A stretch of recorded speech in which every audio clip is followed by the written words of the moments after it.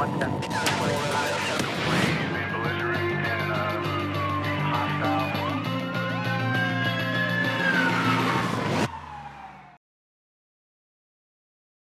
right. Hello, everybody. Steve Grammas, president of the Las Vegas Police Protective Association, coming at what are we now, 17 million followers of the podcast.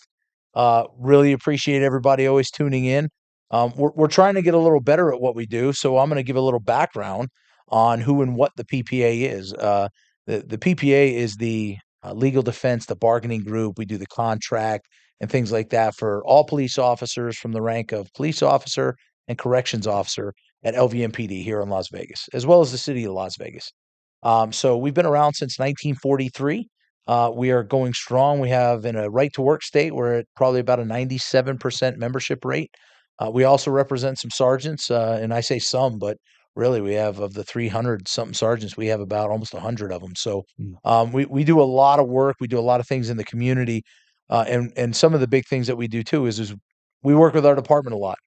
In the past, I've had some consternation with our agency and things that we do. It's kind of the natural give take of the union and the establishment, so to speak. But right now, man, I could tell you that, boy, knock on wood, man, we have a great relationship with our sheriff and our executive staff. And we're going to talk about some of the things that we have going. Our Wellness Bureau was one of the big things for Sheriff McMahill when he's been on the show or just running for sheriff, was that he wanted to take care of the officers in a way that they've never been taken care of before. And my first two guests are a big part of that, and we'll get into them. And then we're going to segue into the NFL and the biometric issue. We're going to have one of our deputy chiefs on talking about the stance of the department, the stance of the union, and give some backstory on what happened there. So very excited. Our first two guests are here.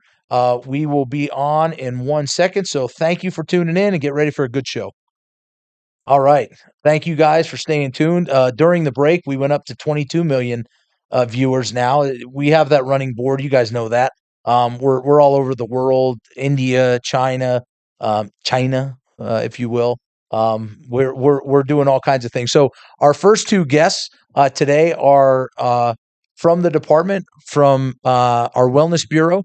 Dr. Tenney, thank you for being on the show. Joy to be here. And is it Chief Technical Officer? Chief Administrative Officer. CAO. Okay. Chief Administrative Officer, a very good man, James Kilber. Thank you for being on the show too. Appreciate you having us. Thank you. All right. So the big thing that the sheriff made me tell you guys when we started was relax, have fun. We're gonna have a good time. It's a totally relaxed show. But you guys got a lot of good information to push out, not just to our people, but to police departments across the country that are talking about standing up a wellness bureau and how that looks. And I can tell you from the union side, our membership has been utilizing the Wellness Bureau. I may not have been a proponent of the Wellness Bureau when it started. I'm thick-headed, been on a long time. My father was an old Army drill sergeant, was a police officer in New York, police officer out here. And, the old mantra was, as cops, deal with it. Yep. Go have a beer, go have a cigarette, go home, sleep it off, and come back and figure it out. Right. And when the Wellness Bureau first started, I remember having a conversation with Sheriff Mayhill, and I was like, man, I don't know about this thing. And I'll tell you what, I know about it now, and I believe in it. I really do. You guys are doing amazing things. And, I'd love to open the floor up to you guys to talk about how it started. Where did we get when you guys talked with Sheriff McMahill about his vision for what he wanted to see? Yeah. I'm happy to start that out. But no, I'm really excited to be here. Thank you, Steve. Thank you to the PPA. Thank you for your support, because we need that support for all of our members and our employees to make this. And we're making some great progress, and we'll get into that. But, the vision was, and on his campaign trail was, we've never taken care of our first responders. And, if you look at a community hasn't done it, our society hasn't done it, and LVMPD has not done it. And so that was the vision of his, is to go out. We're going to hire our own clinicians. We're going to focus on building the best and greatest wellness bureau. And so that's been our focus. And a few months into getting everything off the ground, I brought in Dr. James Tenney here. We did a lot of interviews, and it was very important for us to get the right people. Went through a few bumps here and there in the beginning, but once we found that right click and the right people, we've been off to a great start, and I can share those stats with you whenever you're ready. Love it. Now, people shouldn't be unfamiliar with you, Doc Tenney. You've been with the agency for many years doing a different role, correct? Right. I was and pardon my voice as we're taping. It's tremendously smoky out there. I'm not a smoker, but I sound like one right now. Um, so I was your uh, officer involved shooting doc for a decade, and I want to say, now that I've been going to OIS, now that I've been going to these scenes, having the PPA out there is uh, remarkable. The kind of support that you provide the officers who've just had, the worst jackpot that they could imagine. It really is something, and I appreciate what you're doing. And I'm glad your attitude is exactly what I expected on the front end. I thought we would come in and meet a lot of uh, resistance and concern. The sheriff changed the culture before I ever arrived. Chief Kilber already had the wheels moving. Peer support had already been doing a tremendous job of reaching out to people, but the key was finding police culture competent clinicians Yes. that are good, of course, in trauma, but also had specialties in substance abuse. Marriage and family is always a call for service. We also have a medical grade hypnotherapist certified. And the remarkable piece is the second we opened our doors, we had clients. And I think part of that was the assurance that this is entirely confidential. Nothing is written and is kept on site. Um, and the records that are kept are up in a cloud, and the password is only known to the clinician. It is it's locked up, and we've had a good 12 months now since the first clinicians, but 9 months since we've really been rolling. And I have yet to hear, and please ever tell me if there's ever any concern about, I think something was leaked, because people's licenses are on the line, and my running, I guess it's half a joke. It's serious though. I will help an officer sue a clinician or myself if there's a breach, because they could buy a couple years, and it's the right thing to do. It has to be airtight or else it won't be trusted. And me as the skeptic, right? Going into this, we've had many meetings, and during those meetings, I can tell you, I am doing everything I can to pick you guys apart. It's good. We've been in It's those okay. meetings, Yep. we've had those conversations. But the interesting thing is that you guys always had an answer, and I never had something that I could continue to dive Mm. into. The confidentiality to what you hit, Doc, it Mm. was huge. Our folks got to know, and for the folks watching this from other PDs, need to understand that there has to be that line, That's it. because it fails if you That's it. don't. No Entirely. one Absolutely. talks to you if there's a potential for Right. you to go, "Hey, sheriff, this guy over here, Right. no good, No good. no Right. good," right? Exactly right. Exactly right. And to that end, we are keeping uh, our role very clean. We have nothing to do with administrative days or fitness for duty or anything like that. We are just treatment only. And so we are able to keep a very narrow lane. And I guarantee you, tell me something today, your captain will not hear about it on Monday. I'll tell you, not even that. Us, right? I've asked you before, maybe not intentionally, but looking for numbers, right? But in my small-minded way, I say, can you tell me who? And then before I even Sure. finish it, you guys are like, Sure. I'm not telling you names. Yeah. And so even to the people that represent our officers, Have their best interest. you're not telling me who they are, and that's important too. Right. That really sets the tone for that confidentiality piece, Yeah. that people can feel Yeah. comfortable going and opening up. Because as I said in the opener, the way my dad handled things and the Yes. way I learned to handle things Yes. is 1,000% wrong. And Steve, I've got to tell you, it's shifted so much thanks to Chief Kilber about the confidentiality. As we were talking before, as I'm walking into a meeting today, two people before I got to my seat stopped me and said, "I have my session today with this or that a therapist," and it's Who was that? See, we can't catch them. I Can't catch them, I right? Get them rolling on a can't. story. Won't even trip up. And I was a UC. I was undercover. I should be able to get you. Nothing. Nothing.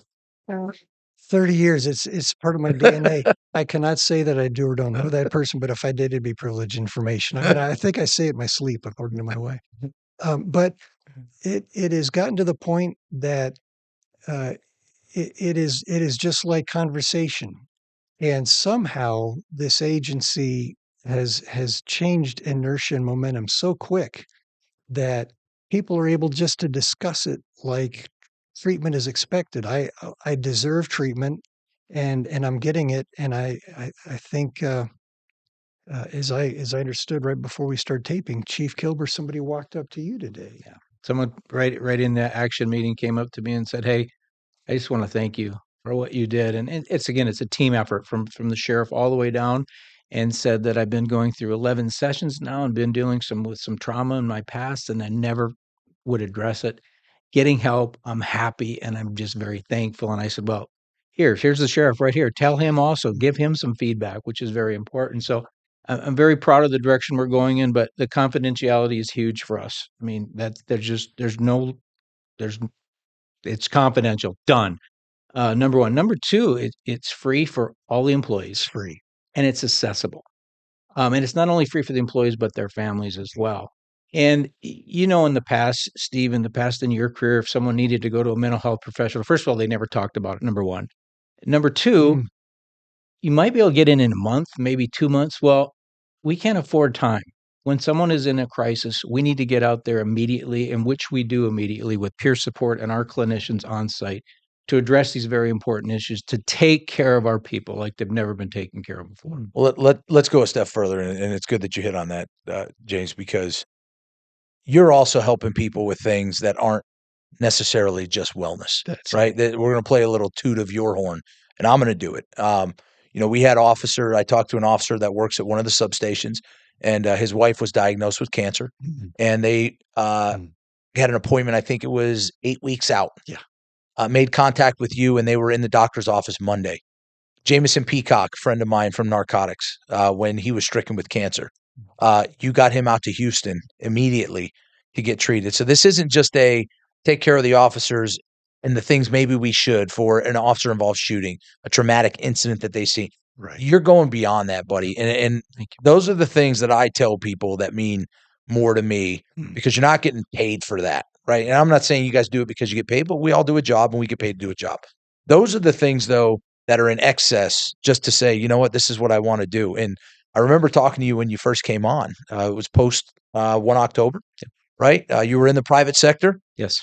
probably making a lot more money than you make now with the public entity that we are. And you said, but I just wanted to help.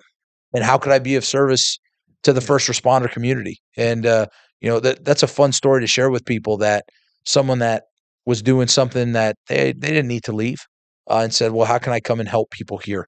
And I tell you, buddy, it just, I can't tell you how much we praise you. And Doc, we're just going to do a little Please. Kilber focus here. Because I try to make them uncomfortable all the time by telling them the truth. You'll watch them squirm, but it needs to be said. It does. It does. People that are, listen, I'm going to talk about Adela, right? The podcast. People are like, hey, Steve, the podcast is so cool. What you do, stop at the what you do. It's what she does that set this in motion, right? So it's great that we have people that set us in motion, but then the people that take the train down the tracks are people like yourself or me to go, all right, let's go. And, the Wellness Bureau and the helping of our officers could have failed. You guys had plenty of hiccups that you could have said, no, it's not going to work. Back it up and let's and you stayed the course. And now here we are, just open a new building or about to open a new building, correct? Yeah, great. We just opened a brand new building, probably 3-4 blocks away from our headquarters. A 2-story building, over 8,000 square feet. We have all our peer support and our clinicians under one roof. We're going to have a ribbon cutting ceremony here shortly. And we're just very excited the direction we're going in. And we're bringing other companies like, and I'll just mention real quick, Pro Team Tactical is a rehabilitation and physical fitness company that focuses on, they were developed and established by professional athletes, because when an athlete gets hurt, they get the best care in the world, right? Why didn't we take that concept to our first responders? And that's what they did. And we're bringing them to Las Vegas, and they're going to be right in the same parking lot as our wellness center, as a combination of another part of our wellness that we're adding.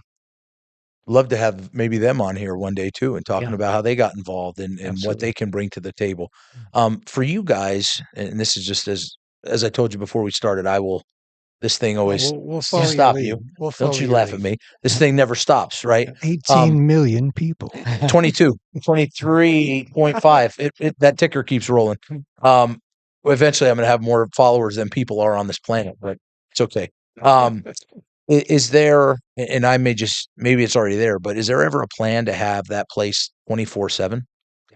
Not only 24/7, but our 3-year plan is to have everything under one Nice. building, from physical fitness to mental health to nutrition to a cafe. I mean, I've got big dreams, Good. and we're going to get there. And I like challenges, and so does Dr. Tenney, and so does the sheriff, and we're going to get there and have everything in the next 3 years under one building and one Financial roof. education. Yeah. Yes, Lots go of ahead. pieces. See, this is the type of stuff I tell people. I don't like people saying no. You can't do it. Mm. Work at it. Do it. You'll eventually figure it out, whether it's a podcast, whether it's the Wellness Bureau, whether it's a football game. Who knows what it is? The people that are around us that have nothing but no in their vocabulary, people that really shouldn't be around you, right? Well And said. especially what you're trying to build. Right. You can't have naysayers. No. You can have critiques, but you Absolutely. can't have people saying no. Everyone should have an answer to the problem. And if we have a building that, hey, it's only 2 stories, it's only 8,000 square feet. Okay, well then how do we sell this and get something that's 12,000? Yeah. We can't do that. Don't say that. Right. We can. Yeah. We just got to do it. We got to figure out how to do it. And so that's super cool that you guys are working in that direction. And I'm excited to see the building. I really am. I think it's going to be Walker Furniture helped out, right? Want to give them a Sure plug did. and say Yes, thank you? absolutely. Thank you, Donated. Walker They're Furniture. huge supporters of us and just came in and decorated the office, and beautiful. Doesn't feel like you're walking into payroll or HR. It really has that feel of this is a different place and things can happen here that are good. Excellent. You know, and as far as the yes, it just reminded me when we first arrived, the sheriff just said, just blue skies. I just need my folks taken care of. And so we said, look, we don't need to necessarily be stuck in an office. If there's somebody with a medical difficulty and they can't get out of the house, we'll make a house call. We'll see people at area commands. We'll go into the jail. We'll go down to Pahrump. And the feedback I'm getting from the clinicians is it's the most vivid way to practice because it never becomes routine. You're always out, or if you're in, you're seeing folks and there's a coordination if they want with peer support. We have our chaplains involved.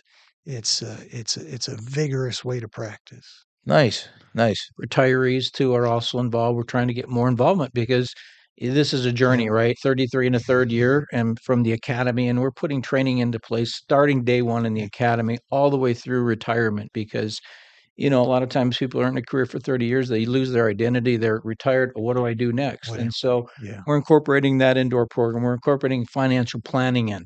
How many young kids really can understand financial planning? Well, they can't. They go out and buy a brand new truck and they overspend, and Vegas is a great place to spend your money. And so we're incorporating that. We just have a lot of family things we're incorporating. In fact, this next Saturday, we're going up to the Torino Ranch.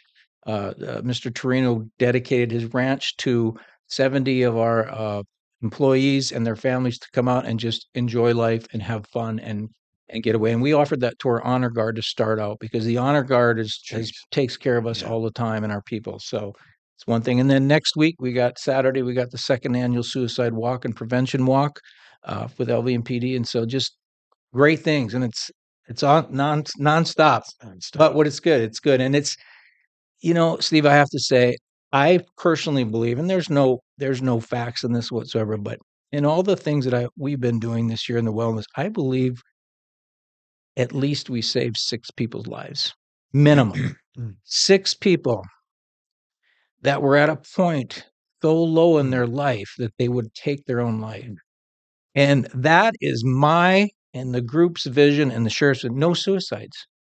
We have the resources out there. We're here for you. We're available. And, I've been at some bad places in my life, Steve, and I don't know if you know all the details, but I've been so low at times I had to look up, right? But I finally said, I'm going to reach out and get help. And I want everyone to know there's help, there's hope, and you can be happy again if you're in a really low place. And I want that message to just permeate throughout our agency. I'll tell you, it's again from the top down. We were doing a grievance meeting, and Doc Tenney caught the tail end of this about 3 weeks ago with an officer, and won't get into the particulars of what we had with the sheriff. But after it was over, the sheriff asked the officer, says, "How have you been doing?" I've sat through a lot of meetings with the sheriffs in the past, and Sheriff Lombardo, love Sheriff Lombardo, but Sheriff Lombardo's kind of built like my father.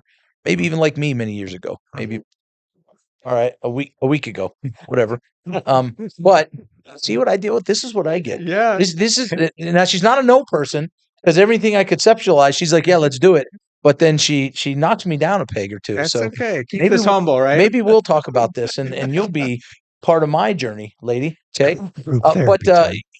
we started talking. He says, how are you sleeping? How are you dealing with things? Mhm. So going more into this, hey, the grievance is over. Typically, it's all right. Have a good day. Yeah. And there was more to it. And then he says, hey, you're having problems sleeping? Have you tried this Alpha Stem? That's right. And he says, I've heard of it. And Brian Yant said, I heard of it. And he goes, go downstairs to the doc's Let's go. office and do it. We sat down there for 20 minutes. He's sitting there and they got the things on their Yeah. ears and stuff like that. And I'm sitting there like, well, they're playing with their ears and having a good time. But he's doing it just to take now. This officer's on duty. The grievance hearing is over. Should be typical in the past. Go back to work. Get back. Get back and get calls for service handled. Right. And he's spending another half hour trying to make sure he's doing something that can maybe help him sleep at night. Walked him down himself. Yes. Yeah. No. Came down there. The four of us came down and he hung out and sat. And Doc was super excited. We're all in there. And Awesome. he's standing. He doesn't have a chair. You should buy him a chair. Poor guy standing at his keyboard. You give him a keyboard that's 6'8" tall. I see him. He's pecking like this on the keyboard. And it's like the arms on this chair. I really like that. Yeah, right. It's like Ricky Bobby's hands during an interview. He doesn't know what to do with them because they're so high. But no, that was really neat for not just for us to see, right? Brian, myself, my guys, we see stuff like that now. We're involved with you guys more. Yeah. You meet once a month with Bob Glowinski. Yes. Going over the Wellness Bureau, going over new ideas, going over issues that we have. Absolutely. But for the sheriff to take the time to say, "Hey, let's go try this out," and spend a half hour, it just shows that shift in the dynamic of what we do here, Truly. and that's led by you guys. Again, I mean, he's the boss, but we have ideas. It's the other people that make them come to fruition, and bringing you guys on board, man. I'll tell you what, you said you saved lives, and I bet it's probably more. We talk to more people than maybe 6 that have probably been in that boat. But now we take another step and go, how many jobs have we saved? Right? People move here from other states. They go through that long academy. Right. They bust their butt. Yes. And then something traumatic happens and do I just leave this profession? Or is there someone I can talk to about, hey, is this just a hiccup in this 30-year career? Right. And I've seen folks that have been in a crisis, even to the point where they're in inpatient treatment in a different state. When they come back, promotion, job security, it seems like nothing is impacted at all, just like the sheriff promised. And to some extent, because I look at our peer support cadre, once somebody has come out the other side of being in that really dark place, they have a certain gravity to them, and they have this this innate capacity to help in ways that they hadn't before. So I look at anybody that's gone through a trough as this is even potential resource in the future for the squad around them. It's been remarkable to watch. Just mentioned to Steve a little bit about the program we're developing from when you're in the hospital setting to the outpatient setting. There's a middle ground there, right? You want to just tell Steve a little bit about what we're working on? If you look at levels of care for different needs, if you need residential, then you're being cared for 24 hours a day. And most places will also then provide a step down to a partial hospitalization, which is about 6 hours a day. But then as they come back to us, they're just outpatient, which, 1 hour a week with check-ins with peer support is good, but we need something that is a nice, warm, in-between place. And so the clinicians are working up an intensive outpatient, an IOP program, so that if somebody comes back from having been hospitalized, they'll have a chance to learn how to organize their recreational free time better. They'll deal with triggers. They will be able to put things in practice while they're still having some containment within a nice structure. This new building really affords us that because we have room to have this kind of an IOP program. I don't think any police wellness in the country yet has an IOP. And if this is successful, I'd really like to roll it out because people do kind of fall off a cliff after they've received such intensive care. And now they have to try to figure it out. And again, brought this up to the sheriff and he said, well, of course, A, that should have always been there, and B, let's make it happen.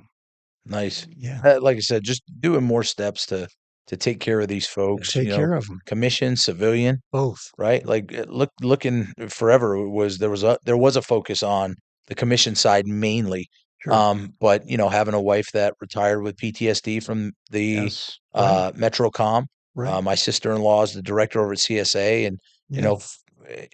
folks don't think of what they go through. Those folks at CSI are processing deceased officers killed in the line of duty, children Yes. killed in the line of duty, the call takers listening to someone commit suicide on the phone. Right. And then in the past, it was, take the next call, and so just a holistic approach to the entire agency is where you guys are really, I think, being successful because we hear from everyone.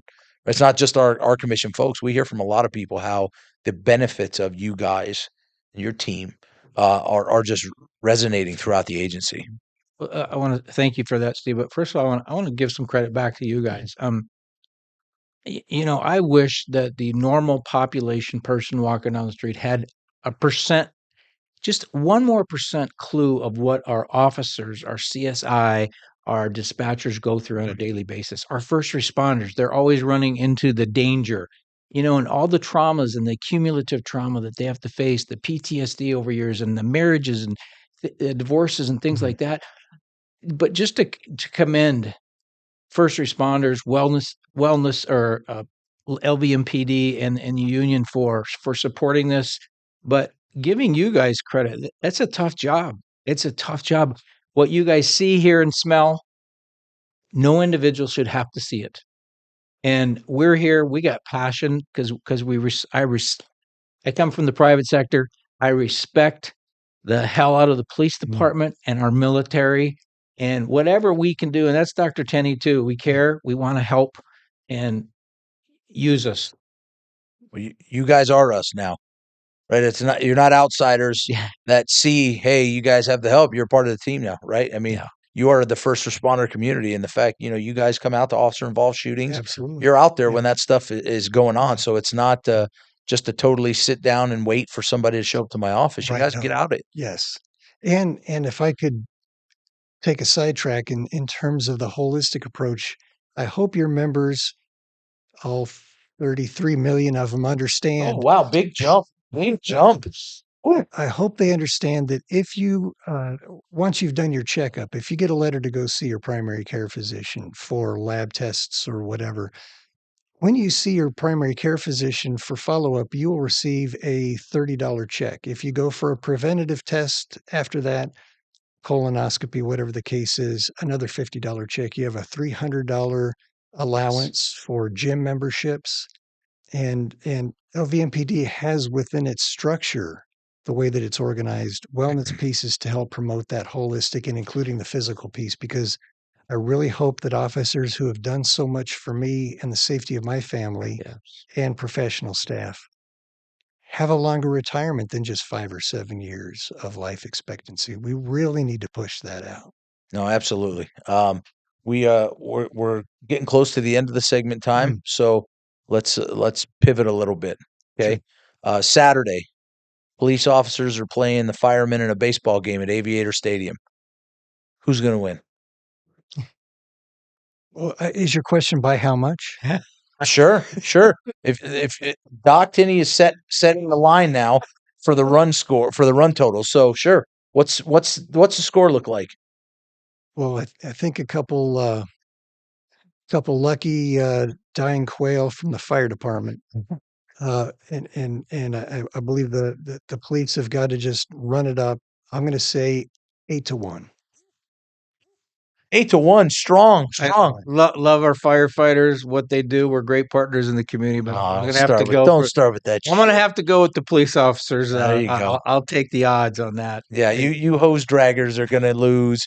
They won like 20 years in a row. Of course, because they're sitting around doing calendar shoots and all that crazy stuff. And I'll we're tell out you, working. I'll tell you, sir, we were out there this morning for the observance at the Uh-huh. fire department, and it just reminds me the courage across First responder. all first responders. No doubt. No I mean, doubt. just You know what? And that's funny you bring that up. And I'm sorry to cut you off, but it is 9/11. Yes. yes, it is. Where were you on, James, we'll start with you, Kilber. Yes. Where were you on 9/11? I was in my family room, and I had my two kids there and my wife, and I had the TV on, and I know exactly where I was. I know those emotions, and they still come back to me. And this morning at the ceremony, they hit me again, and even more, um, just to show our first responders how important they really are, and that we love them. And the dream is to have ultimately this wellness building that includes all first responders Yes. down the road. I know that's the dream, that's the vision, and we are teaming up with the fire department for this wellness grant that they have, and we're going to combine trainings, and they truly are our brothers. Can $1 million grant. $1 million. Can we wall them all, like give them a small, like a closet type Yeah, thing? Like, absolutely. hey, this over here is the palace and you guys have this little, where were you at, Doc? 9/11. I remember being in my family room watching the TV, and when that second plane hit, it just couldn't compute. I just couldn't wrap my head around what is happening, and that feeling of dread and the wall falling or the floor falling out from under me. Crazy to think it was 23 years ago. What about yourself? Where were I you? was I was in field training. I had worked the night Wow. before. My wife was waking up for work. She was working at Animal Hospital, and she wakes me up and goes, "Hey, babe, a plane flew into the World Trade Center."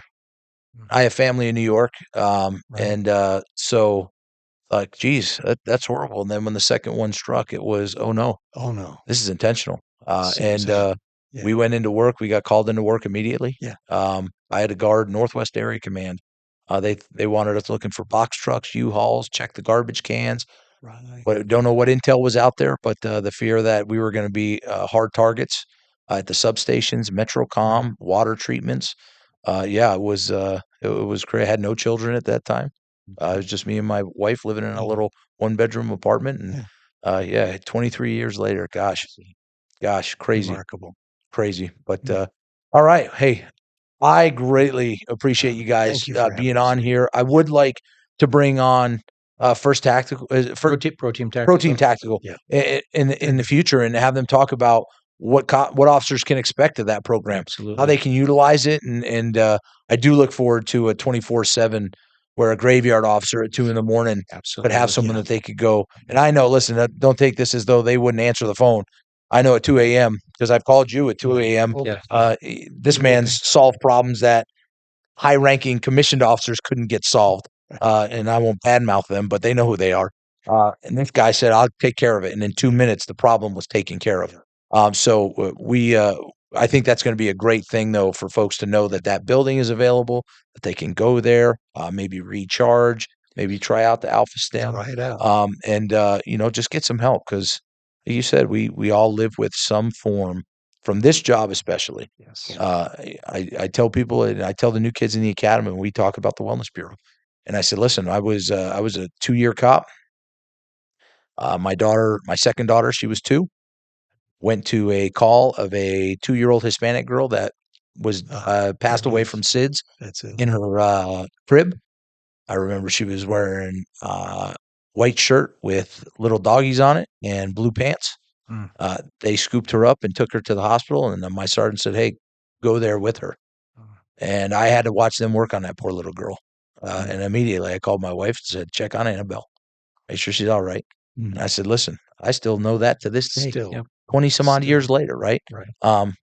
Find people to unpack it with. Yeah. And you guys are doing the things Right. that are going to help them unpack those 2-year-old Sid's deaths That's right. or the officer That's involved the one. shooting. So Sure. from me and from the folks of the PPA, you know this, but I'll say it here. Thank you for what you do. Thank you for what you're going to do and Absolutely. continually, even long after I'm gone. And we'll wrap up with go Metro, beat the firemen on Yes. Saturday. So thank you guys again. Thank Great you, show. Steve. Thank you. Appreciate it. Appreciate it. Next, PPA. we're going to have Chief Rader On with me, old friend of mine. We hired on at the same time 26 years ago to talk about the NFL and some biometrics. So stay tuned. All right, great segment with the two Jameses, really, right? Doc James Tenney and James Kilber. Great men. I'm sure you saw their passion come through for what they do with the Wellness Bureau. Just really good people. At the end of the day, they don't care about the job. They do, but they're just good people that want to help folks out. And anyone out there that's interested in a wellness bureau, starting it up, standing it up, how do you get to where we're at? You can reach out to us at podcast at LVPPA. We can get you in touch with James Kilber. We can get you in touch with Doc Tenney. But it's definitely something that's probably needed across the country in our profession.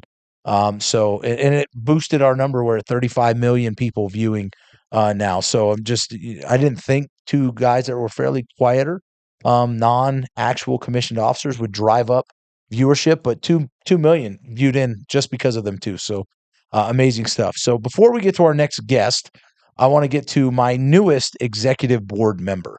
I'm going to let Joel Blasko introduce himself, but um, I I consider myself a good judge of talent.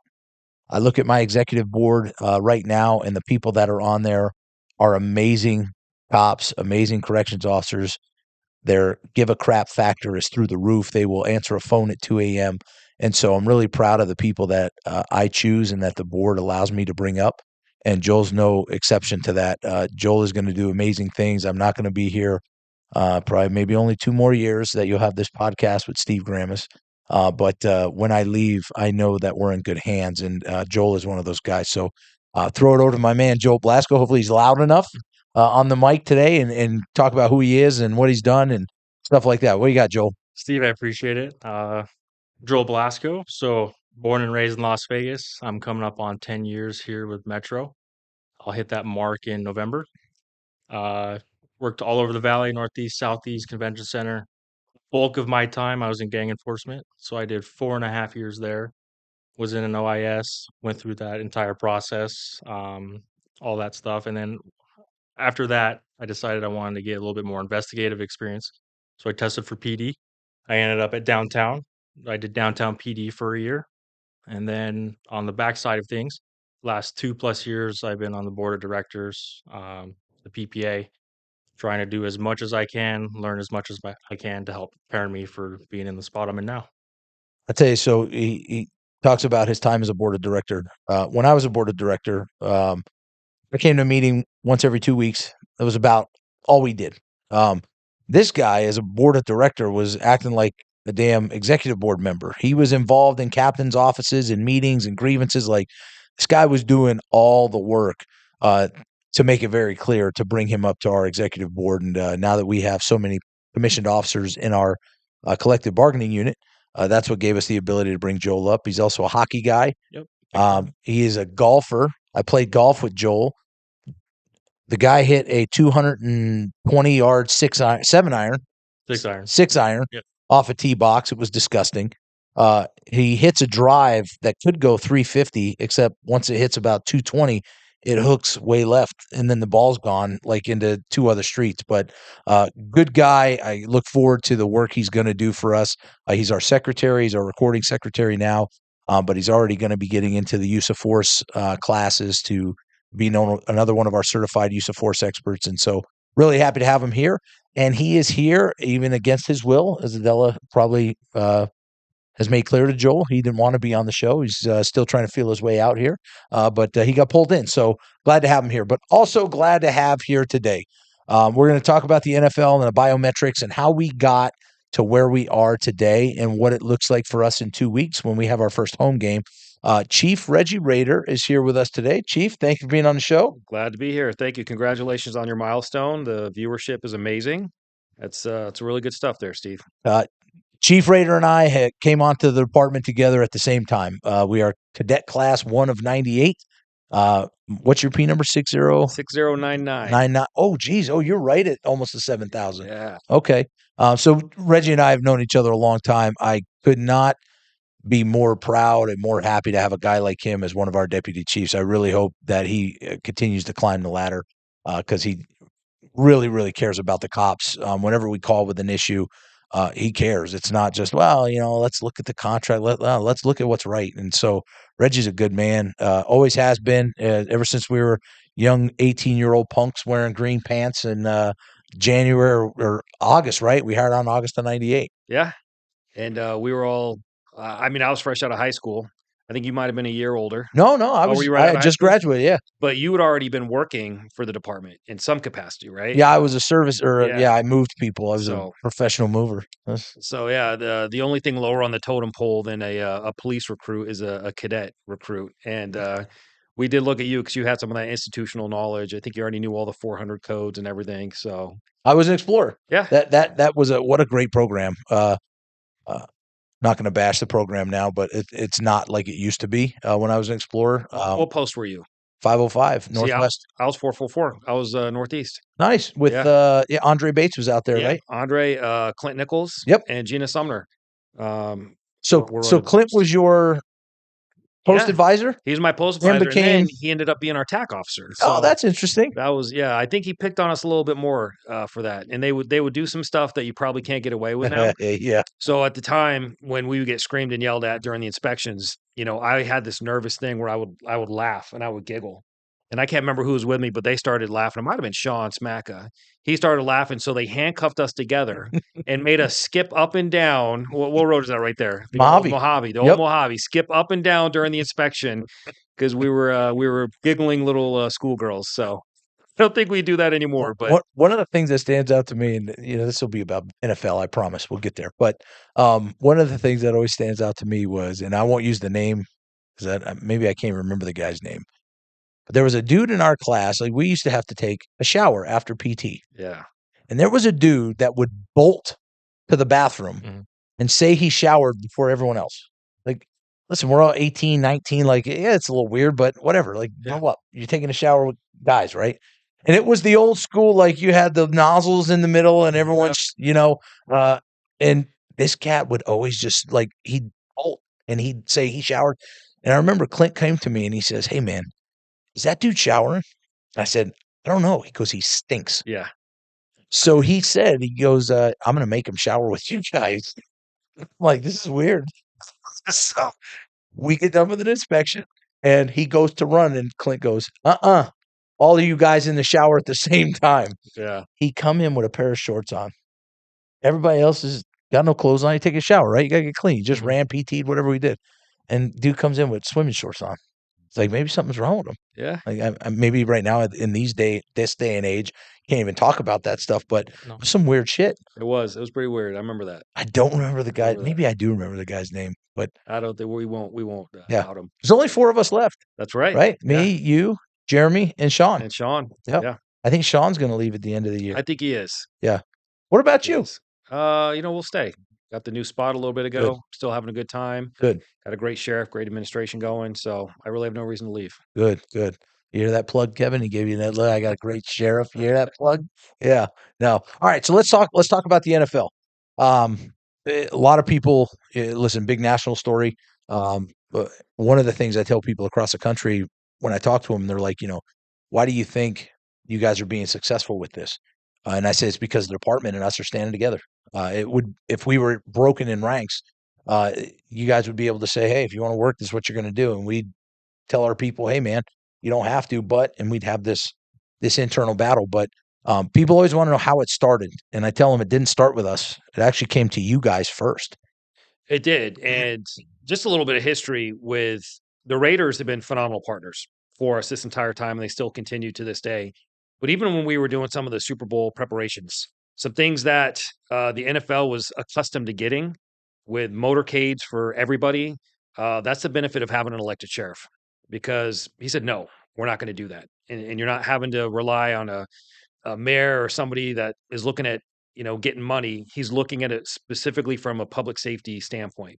So they've kind of been used to already being told no on things that other cities might accommodate them for, which helped us. The way this particular incident happened, they wanted to completely change the way that they were screening, having our officers work the games, and they dropped it on us right before the season started. And when we're looking through everything, and we have a wonderful general counsel looking through this stuff. She had some concerns as well. Like, this is alarming, the broadness of everything they can do with the collected information. So, Kendall Bell does a phenomenal job with the events planning section. Wanted to get that over to you guys. And you're the chief over the events Yes. planning section, right? Yes, I'm the chief over that now. And I think right when this happened, I didn't quite come over yet. I think it was still under now Assistant Sheriff Lori Corn, but I came over right as it was coming to a head. And we had some discussions about it in our staff briefings. And from the very get go, your sheriff said, "Hey, we're going to support what the union and what the cops want." And I think that's so huge because, there could be other implications on this, on if they want to come back and bring things to this town, or dealing with the NFL. But, our badge means more than that shield, right? The NFL is not used to being told no. And from the very beginning, once you guys looked it over and had some of those same concerns that really our legal team had with how that contract or the proposal was written, sheriff says, "I'm standing by our officers and the union." And it's really been lockstep ever since then. That's something to write down. Our badge means more than your shield. I already see it, like our Metro badge and the NFL logo. That's some profound stuff right there, man. But it's true, Well, right? listen, and I get the NFL. It's an entertainment industry, and they have their job to do. They've been very successful doing it. I think they just broke. Speaking of viewership numbers, I think they just had some huge viewership numbers come in. But we're worried about public safety, right? We're worried about the safety and security of our officers as well. And you said it, and I'm right there with you. There's a way we can still make this happen without really opening up our officers to some privacy concerns that were there when this thing was originally announced. Sure. And then Joel, for our team, who was it that was the real spearhead of getting this information? Brian, yeah, for sure. He deep dove that thing. He saw it. He saw and he found out all the information that they were wanting to get from us. Next of kin, all of your emergency information, your IP addresses. He was the one that found all that. And those were the things. And people say all the time, you see it in the chat rooms, or people will send me nice derogatory instant messengers about, hey, your cops are already getting photoed in the town. What does it matter? And biometric data collection, storage, retention, security breaches, like, it's a little different than walking into the Bellagio and having a picture taken of you, right? Right. What they wanted it for was different than that, right? Yeah, and look, I can't even tell you what their end game was with that, but the way that was written and who they could just share it with any of their affiliates or partners, the retention period was pretty lengthy, if I remember correctly, and really no need for it. And I'll tell you this: around my travels around this country, the FBI National Academy, I was in Boston last year doing some training with Perf, and there are some agencies that are very small or they don't do a ton of events. And I think maybe that's kind of where the concern was, where you have what do we call it? Officers moonlighting, doing certain things, but no one has the amount of events that we do. And we have been the entertainment capital of the world for a while now. I think we're the new sports capital of the world. I'm hoping for an NBA team to come here pretty soon because that's my sport. You're out of your mind. I know. You're out of your mind. I, Don't ever. well, the reason I'm dressed down today is because I was trying to play basketball yesterday and Who's busted my the wheel. commissioner of the NBA? Adam. Adam Silver. Adam Yeah. Silver. If you come to town, I promise you, I will cause problems for you. Adam, come to town. I'll come work for you. I can. Look at that.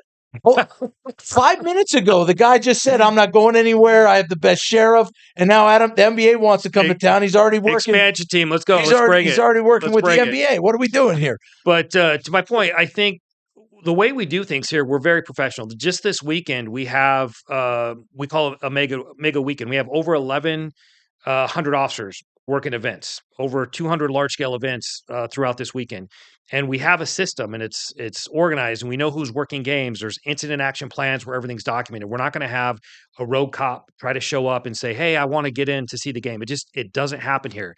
It might happen in other jurisdictions, smaller agencies without the mechanisms we have in place, but nobody does events like Vegas. No police department can manage events like this town does, and you need look no further than Super Bowl. It was the most profitable, best, most successful, safest Super Bowl they've ever had, and they did that here in this city with this police department using the system that we are still saying to use, the wristband system. And it's funny because, and I say this to people too, we will guard the president of the United States, the most sacred person, Joe Biden, whatever, doesn't matter who it is. We don't have to submit biometric data. Right. We don't have to have scanned this and check that and we go out, we do our job. And to your point, we don't have an issue with people moonlighting as security. Right. And then trying to use their badge to get into an area, but they shouldn't be because they're not it really, those were some of the things that bothered me. And what we have, Trump is coming to town. Yep. Friday, right? Yes. Former President Trump, he's going to win the election again. So he's going to be number 47. They're not asking for our officers to provide a picture and all that, right? Because they know our agency, like folks like you and Sheriff McMahill, we know who our people are. We do a plan. All their names are on it, right? And so for one of the insulting things for me as the union president was, you're going to sit there and think you need to second guess who's showing up in uniform, standing right in front of you. Let me see your name. Let me see your ID. Scan this. Let me see your photo. Like, get out of here. That doesn't need to happen. Right. And those were the things. And it was interesting when we had that one Friday meeting with the NFL. What's the female's name? Kathy. Whatever her name was. It was insignificant because I don't like her, and I don't think she likes me. But when asked, hey, just give me a reason why. That's all I want. People in our world, if you're going to do something, just tell us why. Right. And all she said was, we think it's best practice. Right. Well, you know what? It's not best practice for police officers that have a background, that have their bosses on scene with them, that have a briefing with them, that know exactly who they are, to have to verify to you, the NFL, who they are just to work your event. Well, and I think that since it's been getting so much publicity, people are coming out of the woodworks. I know some of our first responder partners from in the Valley, police and fire, have said, "Hey, we should have looked at this better. We don't want to do it," and they haven't all committed either.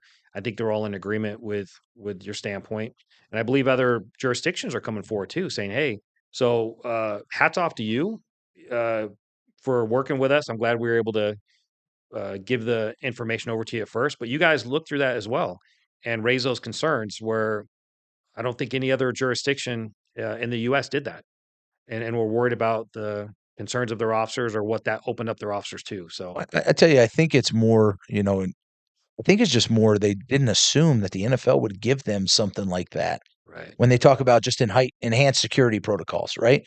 You wouldn't think you'd be looking at a document that's 30 pages long going, hey, we're going to take your this and we can give it to this. And if there's a data breach, we have no liability.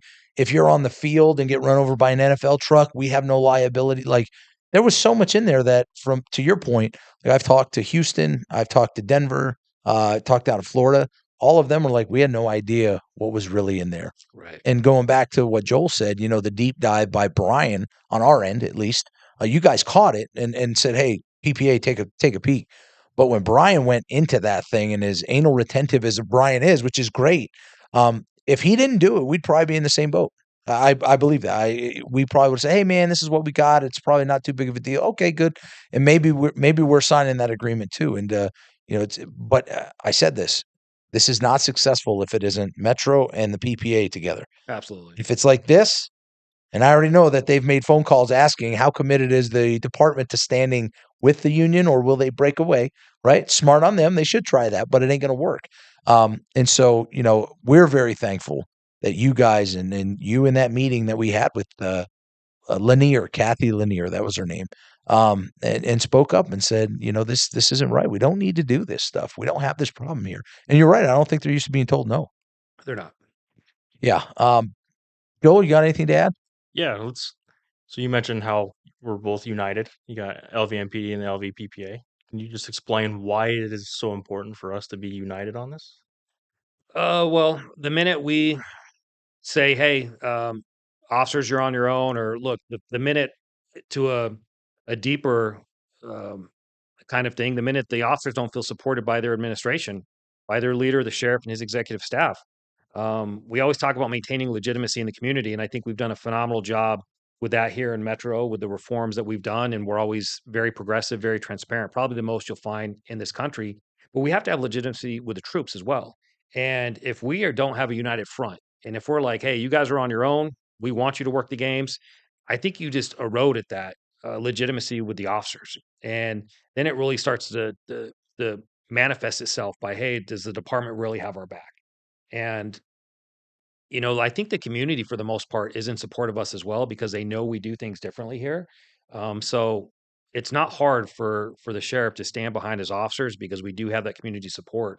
And you have a sheriff that listens to. You have a sheriff. I think you have an open door anytime you need to talk to him, which is a good thing because you're the conduit to our line level officers doing the difficult job every single day. But it does allow us to really, in an essence, go up against the beast that is the NFL and say, "Hey, hold on, no," and we're going to back your play on that every single day. And I do want to reiterate, though, the Raiders have been phenomenal partners. They've said, "Look, we just want you there. The wristbands are fine. We have a mechanism in place for this to continue to go on and for us to be able to provide a safe environment for the games that are here." But yeah, it's very, very important for us to be in agreement and in alignment. And I think more times than not, we'll have disagreements here and there on certain things, but I think it's always done, at least my time in this chair, with respect and hearing the other people out. And this one really came together, and I'm glad we have that unified front. What do they say? The NFL owns 3 nights a week. They got Thursday, Sunday, and Monday. I think we're used to telling people no. Steve, you're used to telling people no. What's from your end? What's it like telling the NFL no? Like as a part of the LVMPD from your seat, what's it like telling them no? Look, it's not me saying no. It's me saying we support our officers and we support the union. And at the end of the day, if our officers, if it's not in their best interest to do something, we're going to be supporting you guys. And then that's where we're at on this instance. I don't think it's me. I don't have an ego or need to tell them no. Uh, I'm glad the Raiders are here. I think it's good for our community. But the crux of the matter is there's some liability that's opened up for officers here with the things that were being proposed. You guys are adamantly against it, and our sheriff and his entire staff is 100% behind you guys. Nice, nice. So one of the questions I get asked a lot is, well, then they can just hire private security to work that event. They're not allowed to, are they? They need commissioned officers. Isn't that correct with the contracts for the county and an indoor event that size type of deal? They do, and listen, we've seen the level of. I'm not trying to bag on anyone here, but there's just a different vetting process, a different screening process. It takes a lot to be an officer. And it doesn't take a lot to be a security guard, if that's fair to say. And we've seen overseas when people were security guards trying to work at Taylor Swift concert, and they were trying to infiltrate and cause some terrorism there. So um, you can't get by with just doing security.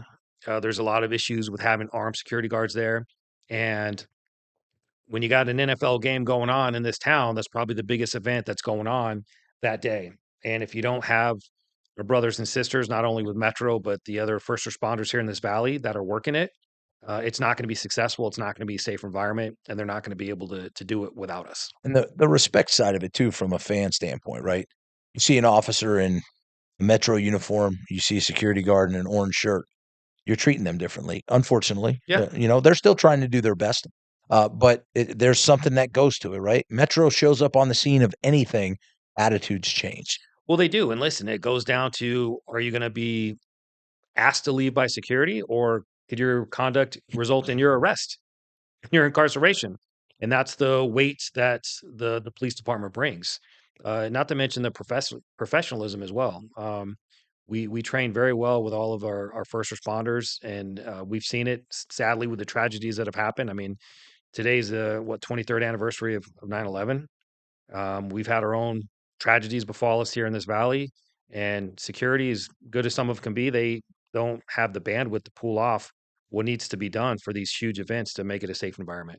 So we have a home game for the Raiders in 2 weeks. 2 weeks.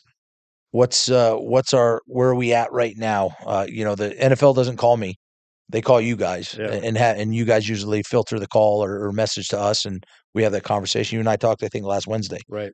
Where are we at with what they're wanting, and where are we at with what we're willing to do? So the ball's in their court. We had the last meeting with them. You were present. You addressed, hey, these are the concerns for our union and our membership, and we're waiting to hear back what they're going to say about it. But we have some safeguards in place. We're going to be able to work that game. We're going to be able to staff it the way we have been doing the preseason games. We haven't had any issues. Going off of the model that we were going off of. So really the ball's in their court to come back and let us know if they've alleviated those concerns. And then if you guys are satisfied with that, then we move forward. If not, things stay the way they are right now. Perfect. It's good to hear. That it really is in this day and age with, you know, uh, personal privacy, personal security. I mean, listen, there's people out there that if I find out who a cop is and I can find out who their family is and that, we had our officers from the night Shay was shot that people were out at their front doorsteps protesting, right? Because they didn't live in a private gated community. And so people ask me, well, what do you have to hide? Well, exactly that. We take someone to jail. They don't like us. We're not firemen. We don't sell calendars. We don't grab cats out of trees. We don't show up and hose your house down. Typically, when we arrive, we're taking someone's freedom away. Right. And if it's a family member or what, they don't like us. They like us helping them, but then that turns, right? I mean, we've all been on a DV, I'm sure, where officer, I want your help. Okay, I'm taking him to jail. And the next thing you know, she's on your back fighting you because you're taking her husband to jail.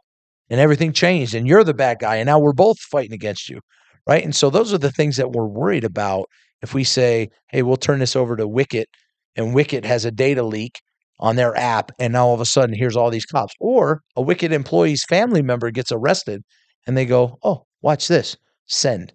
And all of a sudden all this data for cops can be out there. Right. And there's an inherent risk with the job that we do. You mentioned yourself that you've been an officer involved shooting. I know we've been through plenty of stuff in our tenure on this department. So we all sign up for that risk, right? But our cops don't sign up to have their biometric data shared with a plethora of people that you don't know where it's going to go. And there's some people the NFL have aligned with in the past that haven't been very police friendly. So I think that concern is real. And when people are saying, why are you so concerned about it? Well, why shouldn't we be? It's an unnecessary risk that we don't need to put ourselves out there to be able to provide professional service and protection at these games. So I think that would be echoing what you said. There really is no need for it. And why would we open ourselves up or our officers even for the chance that that could happen? Because we hear about data breaches all the time with some of the largest companies in the world. No doubt, with some of the highest levels of security. Right. I talked to somebody that said there are 3,200 attacks on the Pentagon's security every day. Right. So yeah, no, trying to get that information is big. So before we wrap up, great segment, Reg. Thank you for being on here, Chief Rader. I'll use the official title. I had to bow and take a knee, not like I do for Kevin. Like when he comes around, I really have to get down. I have to clean his shoe. Hi, sir. How are you, sir? Reggie said, hey, Steve, one knee is fine. So I got to take one knee with Chief Rader. We showered together before, so he's lying, right? He told a creepy shower story to start it off with. I don't make him salute me or anything like that. We're good. It's always Reggie. It's always going to be Steve. We go way back. There's no taking a knee in the shower though, so that's it's a different show, different segment. Two things. One, it's 9/11. 9/11, 2001. Where were you at? 9/11, 2001. I was actually in the police academy. So I was actually running a little late, as I tend to do from time to time. I was still living at home because like most cadets, I saved my money. There were some that bought boats and houses, right? Everyone told me, save your money till you get out of the police academy. And my mom informed me, hey, a plane just hit a building in New York. And I'm like a Cessna? She's like, no, like a big plane. I'm like, okay. So I'm driving in. It's our range day. It's our first day at the range for the police academy. And I get up there and everyone's already been up there for 30, 40 minutes at the range just waiting because you have to get everywhere extremely early when you're in the academy. And nobody really knew what was going on because this is, the cell phones and everything like that, right? It's not like it is now. And I was listening to a little bit on the radio driving in and I'm like, oh my gosh, a second like plane, like this is bad. So I go knock on the door for the range house that they used to be up there, and they're like, "What do you want, recruit?" And I go, "Sir, I think you need to like get on the radio, turn on the news. Like we're under attack. This is bad." So they actually come out we're all sitting on these stands and they're like, okay, everybody load up. You guys are graduating the academy today. And we hadn't even shot a gun yet. Like this was the first day for the 2-week firearms instruction course. So we're like, okay, so we're getting our gear loaded up and we're holstered up there and we're sitting there. And we're just waiting. And where our range is at, it overlooks the entire valley. And it was so creepy because normally a bustling city like Vegas, there's airplanes and everything. Not a single plane, but it overlooked Nellis Air Force Base. And you could see all the activity there with the jets taking off. And because really this was the onset of the attack. We thought something might happen on the West Coast. So we're sitting there waiting for about 2 hours, and our TAC staff finally makes it up there. And they're like, okay, the sheriff's decided if there's an attack on the West Coast, you guys are graduating the academy today and you're getting deployed. And we're Wow. like, oh my gosh. So How many weeks were you into the academy? it was still pretty good. You're more than halfway through when you start Okay. doing it, but it would have probably taken the last 2 months off of the academy yeah. of a Wow. 6-month academy. And everyone has their 9/11 stories, but I just remember at that calmness where we're just like, people are clenching their fists. We had former military guys in the class are like, let's go. Like we just wanted to do something, wanted to help. Thankfully, no attack ended up happening on the West Coast and we finished the academy. But it was a very weird place and a weird time to kind of get brought up as a commissioned police officer in the police academy because we really wanted to answer that call, get out there, and didn't know what we were fighting at the time, but we just wanted to go help. Nice. Joel, you were how old were you? And I was gonna say, do you want me to tell you? Because you guys are gonna feel old. how old were you He in was playing 2001? tetherball, weren't you? What were you? I was 11 years old. 11 right. years old. I was getting ready to go to school. He went downstairs, and I think my dad had just gotten home from graveyard, take me to school, and then he come down, and you remember the old school big screen TVs? Yeah. They're like 3 feet wide. Yeah. Yeah, And one of Mitsubishi. It was like Yep. 500 pounds. Exactly. One of those were down there, and then the first plane had already hit, and then you just kind of got sucked into the TV. Didn't really know if I was going to school or not. We were kind of waiting for the school to call us and tell us, "Hey, don't come." Well, I ended up going to school, and then by the time I got to the school, second plane hit, and then we were all kind of glued to the TV all day because I'm 11 years old. Kind of the first glimpse of real evil in the world. Sure. Being, Wow. having to watch that. Wow. Yeah. Crazy. Yeah. How about you? What was your? I mentioned it in the first segment with the two James and James. I was working as I was in field training, and we worked swing shift the night before, and my girlfriend at the time, my wife now, we were in a 1-bedroom apartment, and she was getting ready for work. She woke me up, said, "Hey, a plane flew into the tower," and like, wow. So I'm kind of getting my bearings about me, thinking similar things like most people was like, oh gosh, what idiot screwed up and flew into it. And then you saw the second one fly in and the phones went off and they were like, get into work now.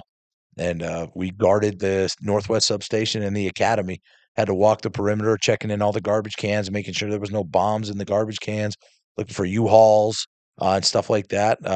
Yeah, it was, it's funny. You won't ever forget where you were on that day. Right. And what you were doing.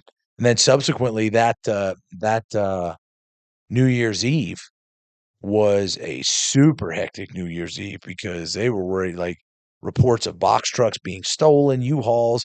My brother was working in dope. They made them clear all the tunnels for the homeless and everything, so no one could be underneath the strip at the time for New Year's and that. Yeah, it was crazy times. And they pulled a lot of overtime working the water treatment plants. Oh, I heard about that. Yeah. Morons were out there shooting rifles, and me and my buddy we were feeding coyotes French fries and shit. Oh yeah. It was getting paid 12 hours of overtime to be out there doing that. Paul Page would come out and check people and make sure they weren't watching movies all night long. Yeah. Like, get over it, dude. People are watching them. Yeah. We hit ours in the back whenever you'd see his white Jeep coming up the mountain. Throw it in the back under the tire. Oh no, we're wide awake. Yep, well, we're ready to go. Get out of here. Yeah. But no, good segment, Reggie. Always nice to see you, my friend. Go back a long ways, 26 years. 26. And anytime you want to come back on the podcast to our 41 million. Wow. We're gonna do a milestone video. Yeah. 41 million people following this thing. We went from 28 to 33 to 40. 8 million increase just by having you on the show, Reg. Hey, I'm glad I could help. Do my part. And NBA, he's apparently available for hire. Yeah. He just made it very clear. I love Kevin McMahill, but bye, Kevin. I'm out of here. I'm going to work for NBA. But no. Good man, Reggie. Appreciate you being on. Listen, closing thoughts. Yeah, it is 9/11. It is a day to remember some of the worst that we've seen of humanity happen to us. But you also saw the biggest coming together of our people after that attack. And right now we're in a political season. Listen, I'm a huge Trump supporter. Uh, but regardless of that, we're all still people, right? And we're still cops, still go out and do a job. And so, remember that back after 9/11, everyone was standing together. It was us against the Taliban. It was us against the terrorists. And it didn't matter political party. You were a cop. You were not a cop. It didn't matter. Maybe we get back to that one day. Who knows? But maybe just for today, and you'll see this after today because this won't go live today. But maybe just for today, everybody will kind of take a step back and realize we are very fortunate to still be who we are and where we are, and everyone be alive and healthy. So thank you guys. Thank you to JD and Rolling Sevens, our team that puts this together. Miss Adela, or Adele, as everyone wants to call her, the Solano, for always putting these on. And we are going to come back to you with another episode very, very soon because she doesn't like me being inactive. So thank you all. Be safe and take care. 111, 110.